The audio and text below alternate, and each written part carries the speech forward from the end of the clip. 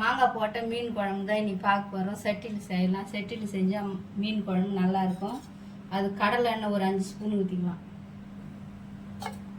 கொஞ்சம் தாராளமாக எண்ணெய் இருந்தால் தான் நல்லா இருக்கும் மீன் குழம்பு. கடுகு பருப்பு 1 ஸ்பூனு, 1 ஸ்பூனு சீரகம், பெரிய வெங்காயம் நல்லா பொடிசாக கட் பண்ணி வச்சுருக்கிறேன். 1 வெங்காயம் போட்டுக்கலாம்.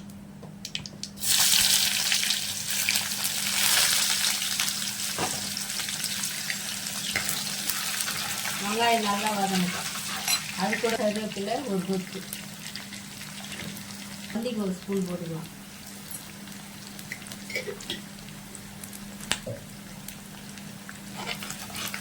வெங்காயம் நல்லா வதங்கிச்சு. 2 தக்காளி நல்லா பழுத்த தக்காளி கட் பண்ணி வச்சுருக்கிறோம், போட்டுக்கலாம். தக்காளி வதங்கிறதுக்காக 1 ஸ்பூன் உப்பு, 1/2 ஸ்பூன் மஞ்சள் பொடி,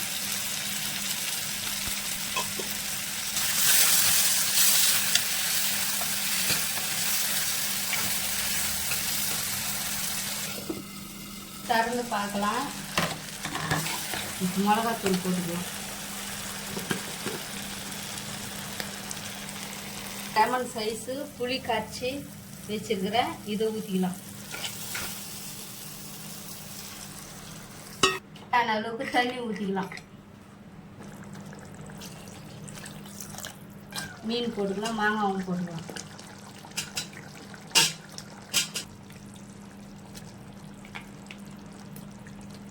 மீன் போட்டு ரொம்ப கிளறி விடக்கூடாது. அப்படி பண்ணிவிட்டு அப்படியே எடுத்து மூடி வச்சிடணும்.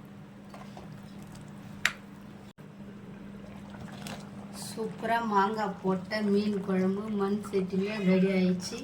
கொத்தமல்லி போட்டுக்கலாம். அவ்வளோதாங்க, ஆஃப் பண்ணிடலாம். நாளைக்கு இன்னொரு வீடியோவில் பார்க்கலாம். ஓகே, பாய்.